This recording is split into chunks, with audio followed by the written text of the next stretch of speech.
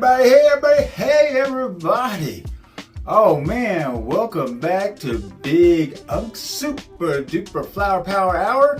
Hey, we're up to episode 10, man. 10. It's supposed to be the perfect number or whatever. Will this be the perfect episode? I don't know, but we'll see. It's going to be kind of interesting. We got a special guest on today. He's going to talk some sciencey stuff with us and all kinds of stuff. Bong of the week and all the silly nonsense that, you can expect from Big Young.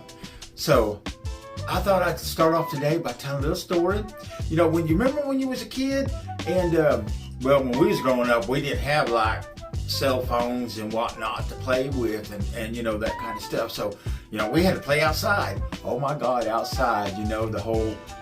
As soon as this light came on, your ass better been home, sort of thing, because else you was going to get lit up. But, parents back then, they said, get the hell out of the house, go do something. They didn't care. They didn't know that you were like 10 miles away riding your bicycle, running through a haunted house or whatever. But anyways, one of the favorite things that we like to do was, different types of games. Some people, some kids like to play like frisbee golf, or tag. Tag was always a fun one, or kick the can, hide and seek. But my favorite game growing up was hubcap. I don't know if any of you have played hubcap before, but this is how you play it. Basically, you find your old hubcap. Of course, today I don't think this game will go over too well, but back in the day it was really fun. So we take an old hubcap and we sit at like a four-way stop. Okay, all the game you sitting, and we're just sitting there, and you don't let anybody see the hubcap. You kind of got it hidden. So when a car comes up and they pull the start, whoever's got the hubcap, they fling it at the car's hubcap. At the hubcap, it'll go blang, and it'll hit the ground, go blang, blang, blang, blang, blang, blang. Make that noise, yeah, something like that. And then somebody runs over there and grabs that hubcap, and goes, hubcap, I got a hubcap, and then you take off running. You haul ass like the devil himself is after you. A lot of times the drivers see you do that, they like freak out. They'll put the car in the park and jump out of the car and start chasing the kid who's got his hubcap. And it's at that time, the other kids run over to the car, lock all his doors, and then shut them with the keys still running in it.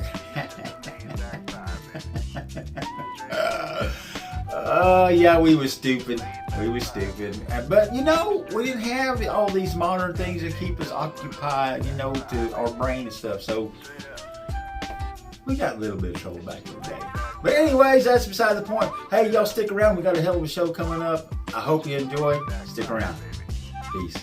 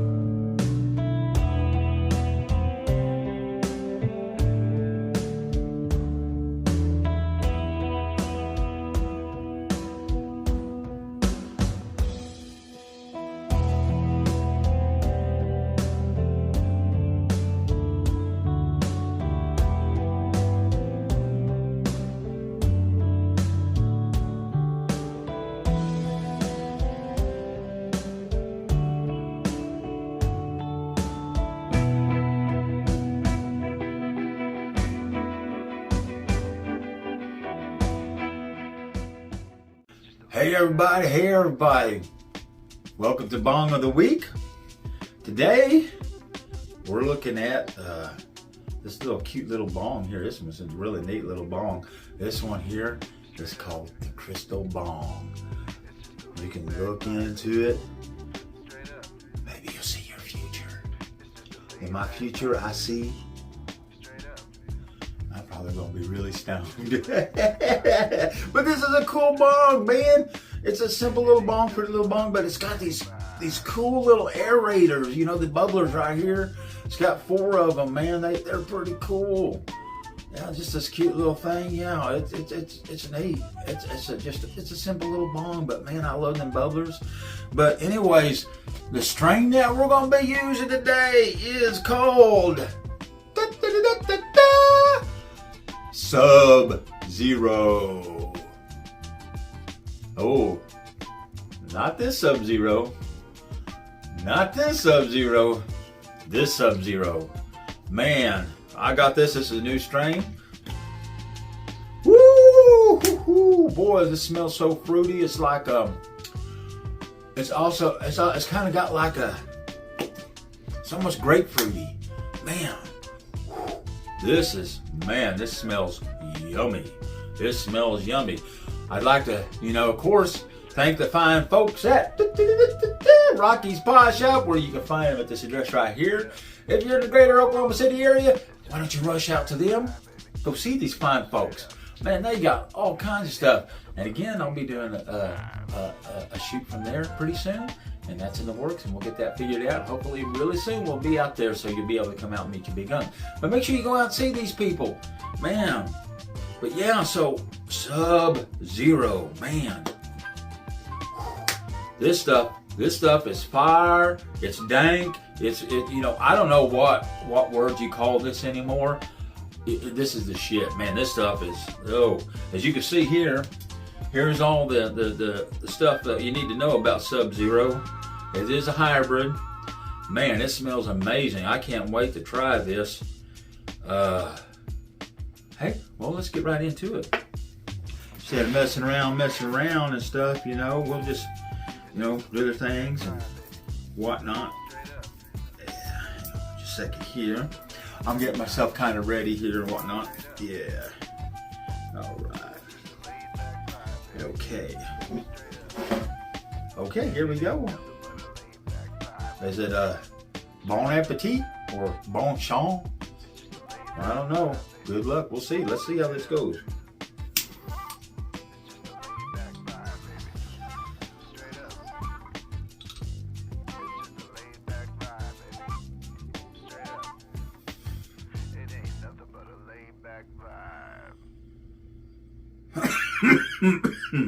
Wow.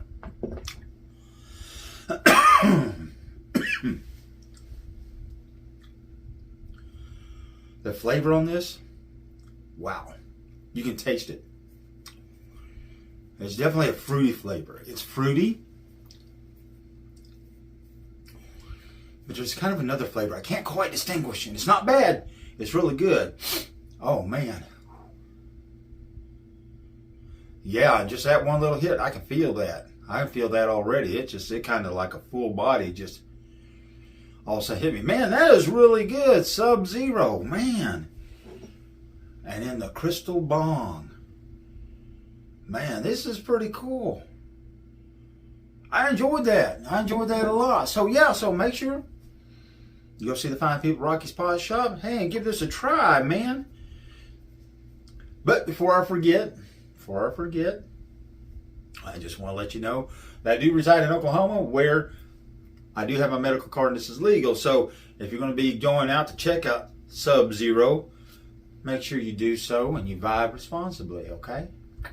We'll holler at you after this. Stick around.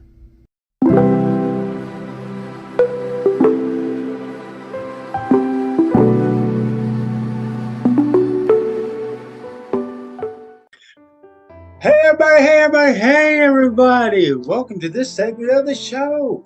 We're going to be talking, we've talked about in the past about science and all the kind of weird things that happen in the universe. But you know what? I want to talk about what most would consider the world's oldest science. And we're going to talk about astrology and all these kind of things. And that leads us to our special guest that we're having on today. So everybody out there in TV land and out there, I would like to welcome Roan Robbins to the show. Hello, hello. Great to talk to you all, and happy to share what I know and love. It's great to have you on here. So I'm just going to read some of this stuff. Now, I couldn't memorize this, y'all, because you know me, Big Unk. Man, I can't remember what I did this morning. So I want to tell you a little bit about Miss Roan Robbins here. She's a ceremonialist, counselor, a choice-based astrologer, and palmist with 40 plus years experience. And for about 30 years, she's written star codes, weekly astrological column by day and not by sign, and authored the books Moon Wisdom and Everyday Palmistry, a few children's books, the Star Codes Oracle deck, and has a book in the pipeline on choice-based astrology. She's lived in New York City, that's cool, New Mexico, really cool, Minnesota, and now lives in Montana, where her mate teaches at a tribal college. She is also an ordained member of the Spiritual Directors International, the organization for professional astrology, and organizes the Montana Grove for the Order of Bards, Ovates, and Druids. Her website is robbins.com, and you can find the Star Codes column on medium.com and wemoon.ws, and on Facebook at Heather Roan Robbins Star Codes. Now, that is a lot. That's a mouthful. That's a lot. You do a lot. So I would like for you to tell everybody a little bit. I was really interested in what is choice-based astrology? What is that? Well, choice-based astrology is, I've always believed the planets are not making you do anything, that we're being influenced by the same universal patterns that they are. And they're a little easier to read. I describe it like you're walking by a fence, you see horns on top of the fence, you might not put your foot underneath it. It's not like the horns are going to hurt your foot, but the same thing that's moving the horns might stand on your toes. So it's an awareness of pattern. And so when I see the planets doing their dance, there's the symbolic, and we've been following these symbols. Every single culture has some very interestingly similar stories around each of the wanderers. That's what the planets were originally called, the wanderers, because all the other stars hold still, the planets wander. And so they had very interesting stories about each of those creatures out there. But each story, if you read about Venus in the mythological stuff, she is the goddess of love and compassion and romance and beauty and creative process. She also causes hot pink swirling storms, and our hearts can rip us apart, and no more pain in the world than when we're in emotional agony. And it's often when we're in emotional agony, it's Venus, I have to go do some creative process. Let me do something compassionate. Let me go pet the puppies at the pound and use my Venus in a different way, and my heart feels better. Same with Mars. When I'm really ticked off and I have not set a good boundary and someone's pushing my buttons and I am being adolescent, or I'm being a 2-year-old, because the Mars comes back to where it was when we were born for the first time when we're 2 years old, and that's why the terrible twos are the terrible twos. But when Mars comes back, we can get, willful. We can either boldly go where we have not gone before, we can work out, or we can snap somebody's head off. And would I rather redirect that fast temper? Can I go chop some wood? Can I go stand up for someone that needs support? Can I use my Mars as a hero, not as, the pugilist for that moment? But I'm going to have to use my Mars if my Mars is being activated. So choice-based astrology always says you've got the choice. Each planet, each aspect, each place in your chart has 180 degrees of expression. It's up to you, free will and grace, divine process and karma, how you use that. Wouldn't it be nice to have a map? And if you know that if you feel yourself activating and you can recognize that that's Mars or that's Mercury or it's the sun, it's to the sun and your ego is feeling a little hurt, how can you express that in a healthier way? And that's what I see choice-based astrology gives you. It's a map to express it in a way that you want to consciously. Wow, that is really interesting. So it's more than just being simply fated by the stars then, isn't it? Right, so much more.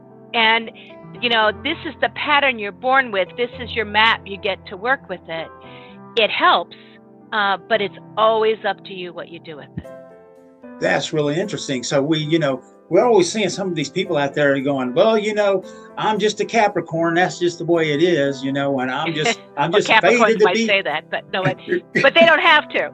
Right. So that's really interesting, and the fact that we have the ability to kind of choose how we deal with the things that come at us in our daily world. So these star codes, like you said, they are a map. That's what all they are. And to help us better navigate our lives. I think of my column, which I've been writing for over 30 years. Every week, no matter what was happening in my life, it's been a hell of a discipline, has been, it talks about the astrological weather. And like I said, if there's a rain coming, the person who's trying to plan a romantic picnic might be really ticked off, but the farmer whose fields are dry might be really happy. Right. How you respond to those aspects.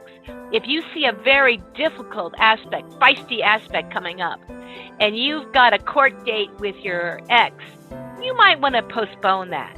Just, unless they're pushing you, in which case you want all of your fight there, in which case it's a good day to work with it. But it can, how do you work with the astrological weather? So I don't tell you how to do it. I just talk about the astrological weather, because everybody's going to respond differently to it. Oh, so when you're saying astrological weather, are we talking like the elements? Are you talking like fire and water? Some of that, but there's nine planets. We use the sun. The moon is the same size as the sun. Right. Or, not actually, but we're what a miracle it is that we live on a planet where the moon, by some tweak of fate, is exactly the distance and size that it would appear to be the same size as the sun. That's very Our cool. symbol of consciousness and unconscious, because otherwise we couldn't have an eclipse, right? Wow. It wouldn't be an exact fit. Isn't that wild? That is really true. And so we're here, the planet, consciousness and unconsciousness, our skeleton of our personality, and how we feel, how we were nurtured. If in our chart, it talks about, because the moon changes sign every 2.5 days, it is how were you nurtured? What makes you feel at home? What's your emotional prime directive that the universe uses to tweak you into your hardest work? But, it's kind of, if you know how to, with someone's moon sign, you know how to make them feel at home, and you know how to make them feel uncomfortable, but you can work with them a lot better. Right. And so the moon changes sign every 2 days. And when I was living in New York, I'm in Montana now, but I used to be able to tell you what moon sign it was just by watching how everybody dressed on the subway. Really? Usually, you can see that attitude. And I also say you can use the headlines. If you don't know what the aspects are, and you don't know where the planets are, look at the aspects. There are floods and earthquakes. Has your life been a little exciting lately? Big fight going on over here. Having a little trouble at home? The energy's feisty. So you can look at the headlines to talk about, and it's always in the planets, symbolically, but that's only one thing that's happening on the world, that there are earthquakes and floods, and those are tough. But a lot of people are feeling flooded right now. There's that flood in Libya that was such a mess last week. Right. That we might be feeling emotionally flooded. And we can take that symbolically. How do I find firm ground underneath me because the world is changing around me? And that may be a symbolic way to work with it. So even if you don't know the charts, you can feel that you're being affected by some universal pattern. And it can be helpful to use that. Wow, that is really being in touch with the world around you, and really, that's wow. I like that. I really like that thought of being that in tune to feel those things, and be able to, better navigate myself, instead of just simply reacting. Exactly, because we do feel them whether we know it or not. But if we're consciously working with them, we can have more choice about how we respond. Wow, that's really deep. Wow. So that kind of makes us a little bit more responsible about the things that we do, instead of just saying, the stars told me to do it. Well, I'm just fated to do it. You know, Yes. we actually have more responsibility in the lives that we lead, and our actions and reactions with people in the world around us. Exactly. Wow. And one of my favorite, a friend of mine was a follower of Sri Chinmoy, who was a Hindu leader. And he was a good Virgo. And he was a good astrologer, and he worked with astrologers to choose the best times. But he would occasionally ask his astrologers to choose the worst time to run a race. And then he would run that race. Or the worst time to hold a teaching, and then he would hold that teaching to prove to people that you are not trapped in those moments. Wow. That's just not the best time, but you have to take effort. For example, Mercury is retrograde for 3 weeks, 3 times a year. That means it looks like it's backing up in the sky, only because it goes around the sun 3 times in our Earth year. So sometimes it looks like it's backing up. Right. And when it does, mercurial things like communication and technology get a little wonky. And it's slowing down. It's going to turn direct after 3 weeks retrograde this Friday. So right now, communication and transportation can hold still. And yet, we set up this talk today. Right. There was a delay at the beginning, but that didn't stop us. No, it didn't. We just had to work through it. And I saw that and go like, there might be a delay. You know, don't worry about it. Make sure I got stuff to do. And so you work with it rather than be stopped by it. Exactly. You persevere. So, So and there's lots of things that Mercury retrograde is good for, by the way. So go ahead. Wow. I can imagine so. So these are the times that we kind of knuckle down. This is the times when we would want to engage our deadly juice. Yep. So that we could vibe on and just kind of, you know, coast through those things, you know, because like you're saying, if we can start to recognize those those elements and stuff that you're talking about, and how to utilize them for our benefit and working towards a benefit instead of working harder at it. It's like, you know, work, you know, smarter, not harder. Exactly. I knew one printer in Santa Fe, and you know, in Santa Fe, where astrology is a respected profession, or it was back in the day when I was there, which is pretty funny, in the late 80s, 90s, early 2000s. And one printer, she took every Mercury retrograde off. For 3 weeks, they closed down the shop to new orders. And they used that time to finish up all the old orders, clean the machines, send people on vacation, and come back. She said she saved money that way.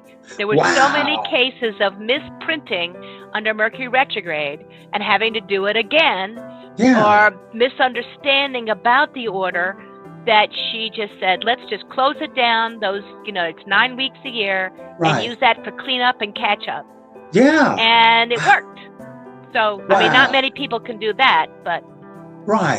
But that's really interesting. That is a cool story, being able to use those tools that are there for us to use if we're just open to utilizing them.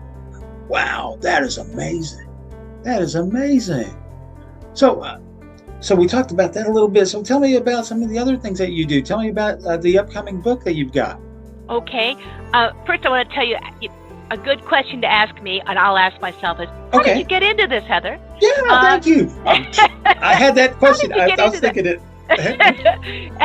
And the family joke is, my mother is a psychiatric nurse, and my dad's an abstract mathematician. Put them in a blender, and you get an astrologer. So I thought it was pretty funny. I'm numerically dyslexic. I can't read numbers in a line. I mean, I can, but I move them around. But I can read them in a circle. So I can read a chart every which way, and I can think spherically, but I'm not good at, don't ask me to balance a bank book. You know, but it works for me. I can do that. I get that. I started studying. I was really fascinated by mythology as a kid. So I started collecting fairy tales and mythologies from around the world, 9, 10, 11, 12.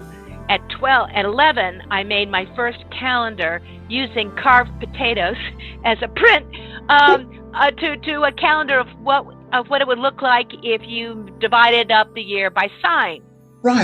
Right. And my family thought I was a little weird because they're scientists, but hey. And then I lucked out that the niece of a famous astrologer worked at my high school back in the day when they had switchboards. That's how long ago it was. Yeah. And she was better, without her books, she was like a nice lady. With her books, she was a better therapist than the school psychiatrist. Wow. And I saw her talk to people very gently, very kind of helpfully. Yeah. I started helping her out, like, let me work here, let me listen in.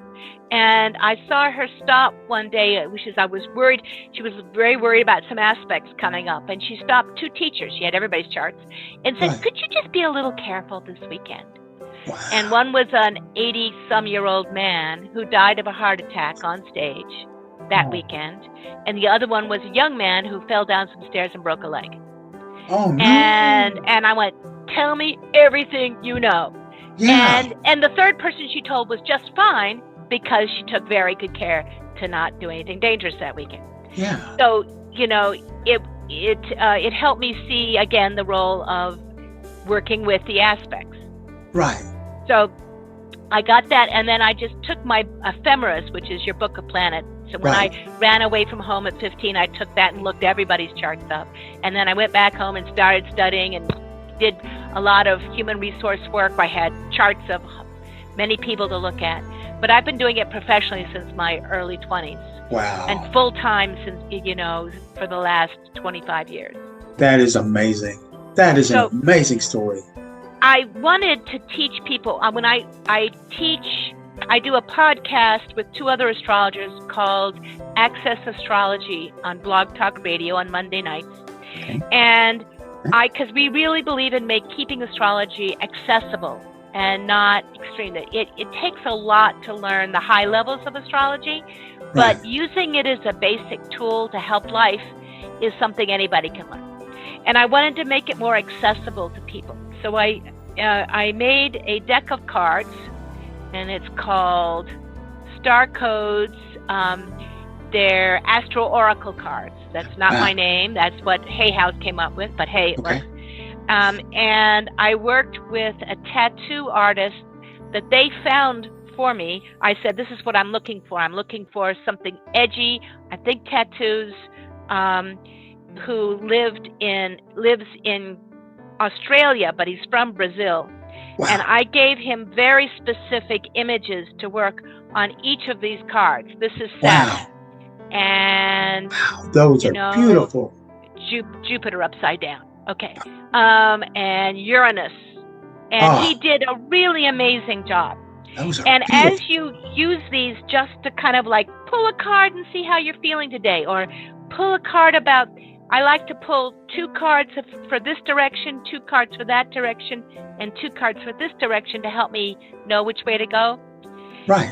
And as you read them in the book, which I worked really hard on, and again, to give that the sense of choice. Yeah. How do you, like, here's a card. This is Uranus. There's change coming. How do you work with it? Here's the positive side, the practical side, and the challenge side. The cure for the challenge is usually in the positive side. Wow. So as they use it, they learn the astrological terms, and then then astrology becomes a little bit more transparent to them. And so we've got houses, aspects, planets, signs, all in here. Wow. And that's amazing. And so that was cool. And I've got a book that I'm doing with them now. It's supposed to come back to me for the final edit, called Starcodes. This is the new cover. You're the very first person to see it. And that they are taking that approach, that choice-based approach, back to your own chart. So it's looking at all of astrology from the beginning. How to work, how to see it in a way that's liberating and opening and empowering. That is amazing. That is amazing. Thanks. So, I well, love we'll that. be looking forward to seeing that book come out, because I know I'll be ordering it, and I'll be ordering the other book that you probably have, because we'll want it to be putting it in our own Grove library that we have. I'll gladly. I have 2 books out already. One called Moon Wisdom, which is about working with the moon in your chart and with the astrological, like where's the moon today and Okay. what's the phase of the moon. And that's kind of useful. And one called Everyday Palmistry, which you mentioned, which I use along with astrology. I would say astrology is my first language. Palmistry is my second. There are some palmists out there that are much more detailed.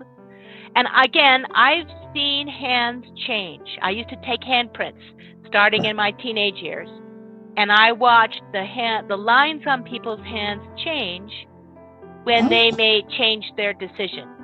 Someone gave up being suicidal, their lifeline grew. Ooh. Someone started really abusing their health. Their lifeline got fuzzy and Wow. hard Yeah. to see. And I use it again not to say this will happen, because we see your future changes depending upon your decisions, but Right. say, how do you live? Think of it more like a mandala. How do Right. you live fully? How do you want to be happy and round and full and live a full life? Well, this can Exactly. show you. When my daughter was born, she had a headline that went off the side of her head, but a very thin lifeline. And I knew that she had a good mind, but she didn't need, that's not what she needed stimulated. She needed Right. to get healthy and in her body and grounded here on earth to Right. balance, so she could Right. use her head. And it's Exactly. worked. Wow. That is amazing. That is amazing. So, Wow.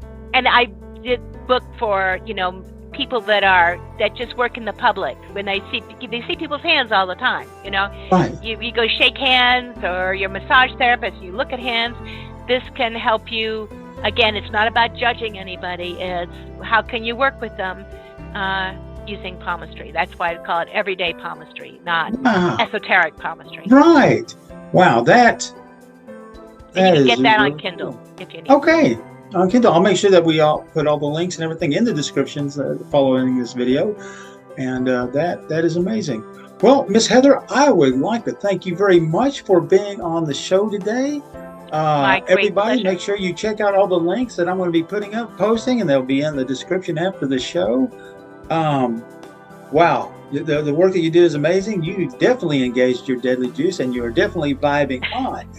And I will be sending you your own pairs of the deadly juice eyewear. Well, Again. thank you very much. You have a wonderful day, and good luck with your work. Thank you very much. Again, thank you for being on the show. Take Peace. care. Bye-bye. Bye-bye.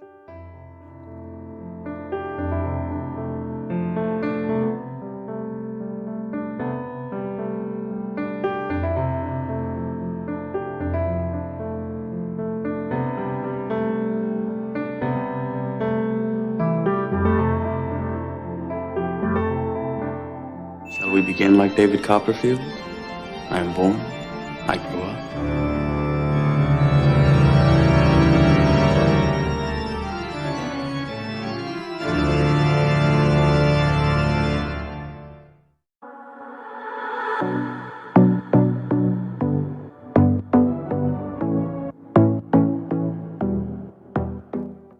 Ain't no use to sit and wonder why, babe.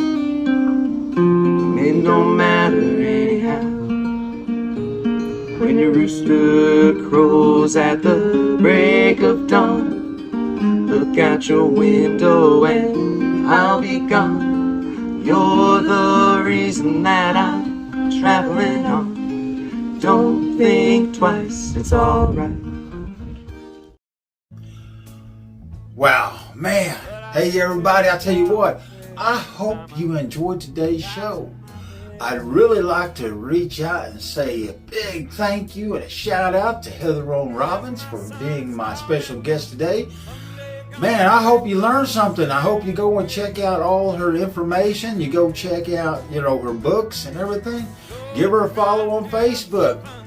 Man, that's my mind's still about all that. That was so cool, man. That is so cool. I look forward to the next show. Man, thank you for being here. Man, I can't believe we got up to big 10. 10. Man, we're in the double digits. So, I just want to remind everybody, if you will please, like, share, subscribe. There we go. And, let's get Big Unk out there, man. Share me with everybody. Share the love. Maybe we can all learn. Hey, let me know if there were some games that you all like to play as kids. Leave some comments in the comment section. What were some of the things that you like to do as a kid? We can talk about that. So anyways, thank you for tuning in, and remember to engage your daily juice. Ta-ta!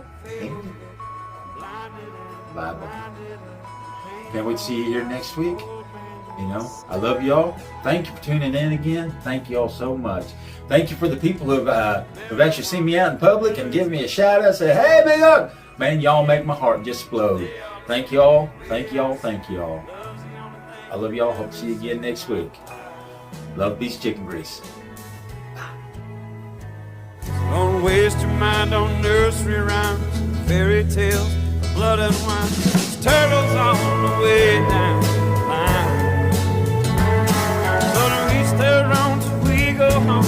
Further rounds our souls must roam, to and through the mess that we call space and time.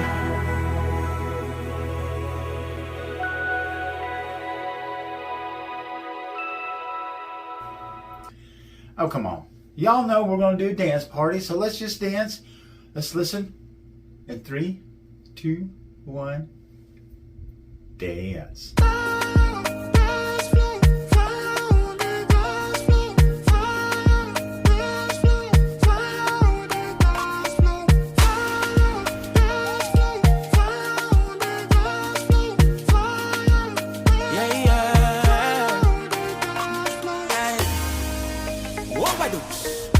Baby, can I dance with you? Squeeze me one more time again. Remind me of how we used to rock. Your charm never fades away. That's a good time that I would like to put out a little PSA, public service announcements for y'all after watching that. Big Unk would like to tell you about his version of CPR. When you're seeing stuff like that just happened to that nice little young lady right there, you gotta be careful. So it's a good thing to know CPR. Cringe. Pretend you didn't see anything. Run away. That's all you gotta do. Cringe. Pretend you didn't see anything. Run away. That's my version of CPR. Hey, if I'm ever at your house, something goes wrong, I'm running to the front door and I'm going to start knocking like I just got there. So, hey, we'll see you next time. Fire on the